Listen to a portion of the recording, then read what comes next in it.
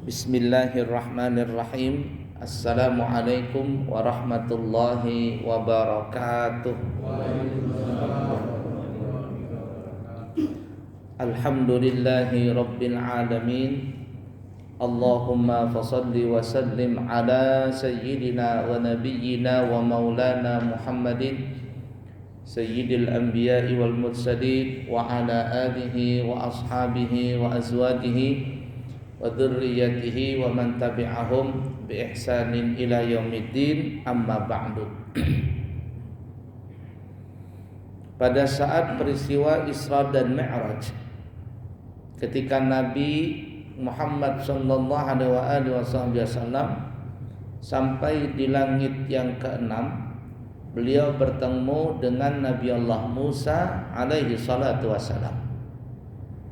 Lalu naik ke langit ketujuh bertemu dengan Nabi Allah Ibrahim, dan ringkas kata terus naik sampai melewati Sidratil Muntaha, dan akhirnya bertemu dengan Rabbul Jalil Jalla Jalaluhu wa Ta'ala fi'ula, yakni bertemu dengan Allah Ta'ala.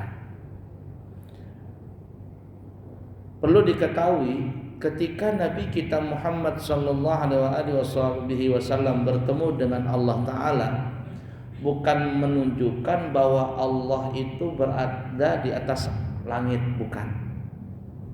Ini banyak orang salah paham, terutama orang-orang yang pemahaman Wahabi mengatakan menunjukkan Allah di atas langit karena Allah bertemu, Nabi Muhammad bertemu dengan Allah di atas langit. Oh, bukan. Bukan, langit itu bukan tempatnya Allah, tetapi itu tempatnya Nabi. Tempatnya Nabi kalau ingin bertemu dengan Allah Ta'ala, Allah menyuruh Nabi untuk tempatnya di langit. Seperti halnya Allah memerintahkan kepada Nabi Musa, yang mana Nabi Musa ingin bertemu dengan Allah Ta'ala, ingin bertemu dengan Allah Ta'ala, Nabi Musa tidak bertemu dengan Allah Ta'ala di langit. Kenapa? Karena Allah tidak berhajat kepada tempat, tapi Allah mengatakan kalau ingin bertemu denganku, pergilah ke Gunung Sinai, Tur Sina. Kenapa? Karena tempatnya Nabi Musa adalah di Gunung Sinai, dan bukan berarti tempatnya Allah di Gunung Sinai atau Tur Sina, bukan. Allah tidak berhajat dengan tempat. Ketika Nabi Ibrahim berkata, wa qala inni dhahibun ila rabbi sayahdin, aku mau bertemu dengan Tuhanku, aku mau minta petunjuk. Kemana Nabi Ibrahim berjalan? Ke langit ketujuh? Ke Gunung Sinai? Tidak. Tapi Nabi Ibrahim berjalan menuju ke Baitul Maqdis waktu itu. Di situ Nabi Ibrahim berdoa. Di situ Nabi Ibrahim mendapatkan wahyu. Kenapa? Karena tempatnya Nabi Ibrahim di situ. Kita nih, kalau ingin bertemu dengan Allah Ta'ala, paling dekat kemana kita? Tempat kita. Bukan tempatnya Allah nih ya, tempatnya kita. Kemana? Kemana? Masjid nih. Bukan Allah di masjid sini, tapi tempatnya kita kalau ingin mendapatkan rahmatnya Allah adalah di masjid. Dan paling mulia masjid di mana? Masjidil Haram, di Baitullah. Bait apa artinya? Bait itu apa artinya? Rumah, kan ya? Allah, Baitullah, rumahnya Allah. Apakah itu rumahnya Allah? Apakah Allah tinggal di situ? Enggak. Bukan Baitullah rumahnya Allah, tapi maksudnya adalah Baitullah, baitun li ibadatillah, rumah untuk menyembah Allah. Artinya kita kalau ingin bertemu dengan Allah Ta'ala, yang paling afdal di muka bumi adalah di Baitullah. Itu tempat kita. Tempatnya kita. Nah, jadi jangan salah kaprah. Ya, terkadang nanti kalau cerita Maulid, nah itu sudah keluar-keluar tuh orang Wahabi itu. Ya kan, Allah itu di atas aras, dalilnya mana? Itu di Isra Mi'raj itu Nabi bertemu dengan Allah Ta'ala di langit. Sekali lagi, Langit itu bukan tempatnya Allah, tapi tempatnya Nabi. Makamnya Nabi di situ. Makamnya Nabi Musa di mana? Di Tur Sina. Makamnya Nabi Ibrahim di mana? Ketika mau bertemu dengan Allah Ta'ala di Baitul Maqdis. Kita di mana? Di masjid. Paling afdal di mana? Di Baitullah. Nah itu sebelum Nabi Ibrahim ke Baitullah, Baitul Maqdis. Makanya waktu itu semua kiblat ke arahnya Baitul Maqdis. 2 tahun setelah Nabi berhijrah baru pindah ke Baitullah. Disebut namanya Ka'bah Al-Musyarrafah. Nah, jadi ingat, bukan langit tempatnya Allah, tapi langit itu tempatnya Nabi. Sama contohnya begini nih ya. Kalau kita kedatangan tamu yang mulia, anggaplah kita kedatangan tamu Presiden Jokowi umpama. Mau datang ke mana nih? Ke kampung kita ini. Nah, masjid kita ini. Kemana kita mau ngajak Jokowi ketemu dengan kita? Kita taruh di mana itu?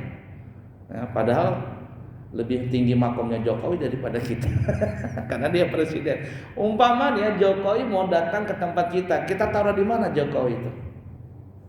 Nah, karena dia orang penting. Kalau dia datang ke masjid kita, tentu kita sediakan permadani, kita sediakan tempat khusus, betul nggak?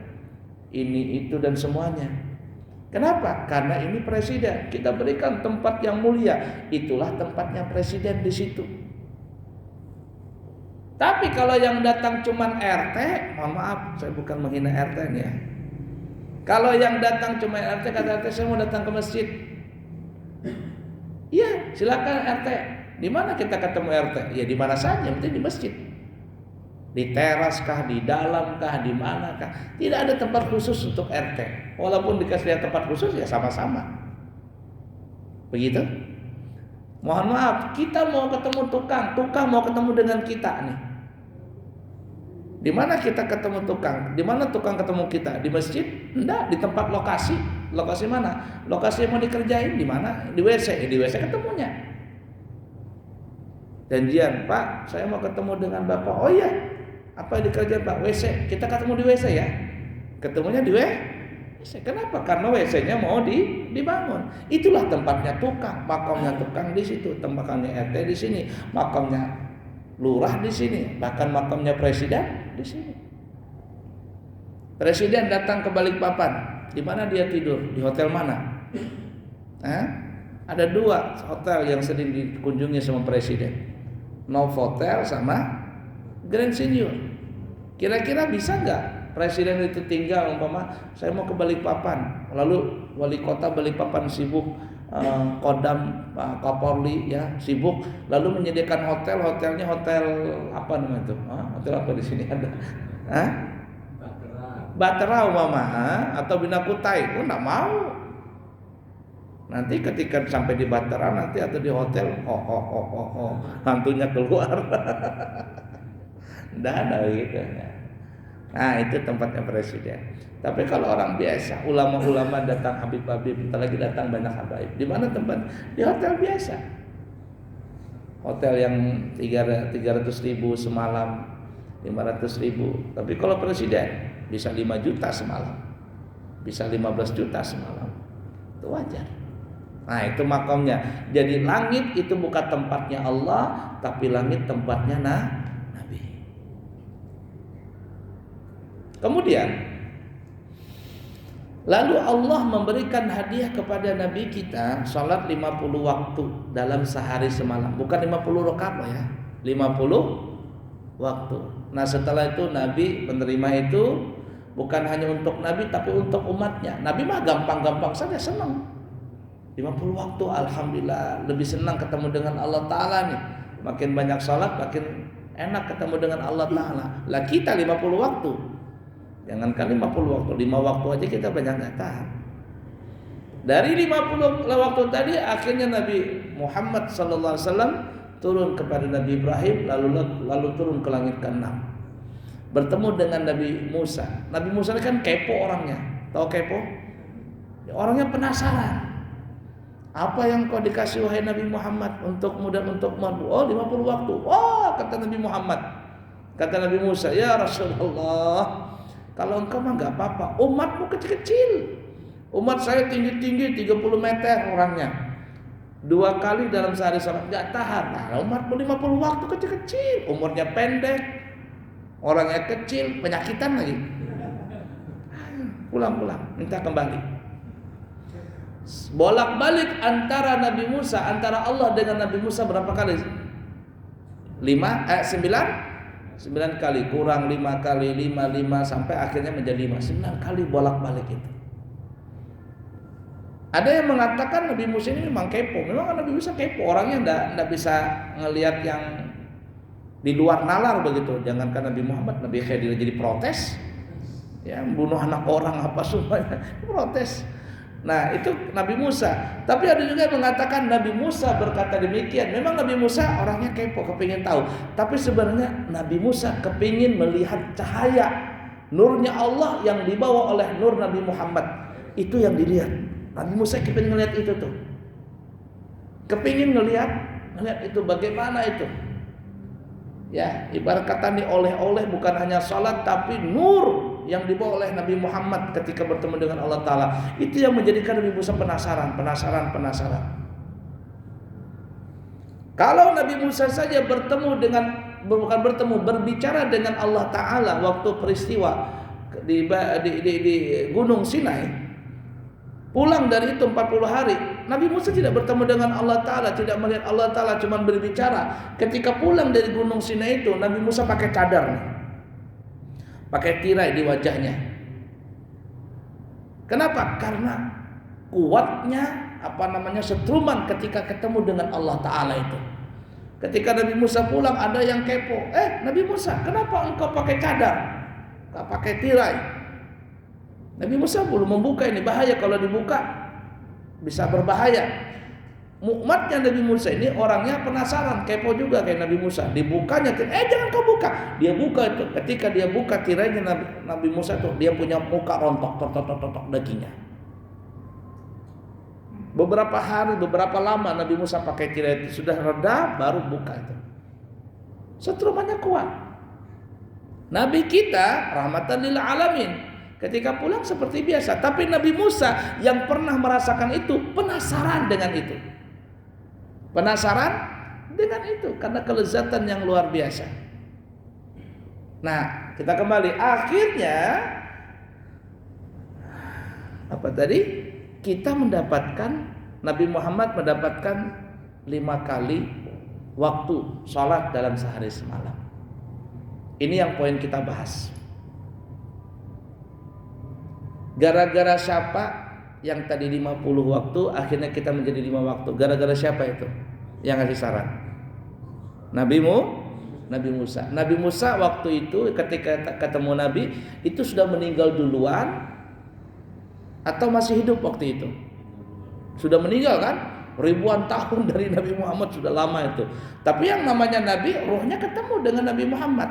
Ini menunjukkan bahwa dalil orang soleh, apalagi para Nabi dan Rasul, mereka itu walaupun meninggal dunia, tapi rohnya itu tetap ada. Dan juga ini sebagai dalil bahwa para aulia Allah, apalagi para Nabi dan Rasul, mereka itu bisa memberikan manfaat kepada orang yang hidup. Dalilnya di mana? Ini tadi. Coba kalau seandainya tidak ada sarannya Nabi Musa, gempor kita sehari semalam 50 waktu sehari semalam sholat. Tapi gara-gara ada Nabi Musa, padahal Nabi Musa sudah meninggal lebih dahulu daripada Nabi Muhammad, bahkan sudah ratusan atau ribuan tahun. Gara-gara Nabi Musa kita selamat. Yang menjadi cuma 5 waktu saja. Nah, itu dalil bahwasanya orang yang meninggal, asalkan itu orang saleh, maka orang saleh itu bisa memberikan manfaat kepada orang yang hidup. Tapi dengan izin Allah tentunya. Lihat haulan guru sekumpul yang baru-baru ini. Gara-gara ada haulan, berapa banyak orang yang jualan laku. UMKM laku jualannya. Ya. Orang-orang yang di sana orang-orang kaya mau nggak mau jualan, dia bagi-bagi makanan. Ya, tapi tiket pesawat naik, tiket bis naik. Ya, oh ya untung-untung kalau gratis. Berkat siapa itu? Berkat orang Kudus kumpul. Kalau kita ziarah ke Wali Songo, di sekitar makam Wali Songo itu banyak orang-orang jualan ini tuh. Gara-gara ada si wali itu, orang yang di situ semuanya bisa berjualan. Usaha mereka hidup seakan-akan orang yang mati memberi makan kepada orang yang hidup. Ini sudah bukti nyata.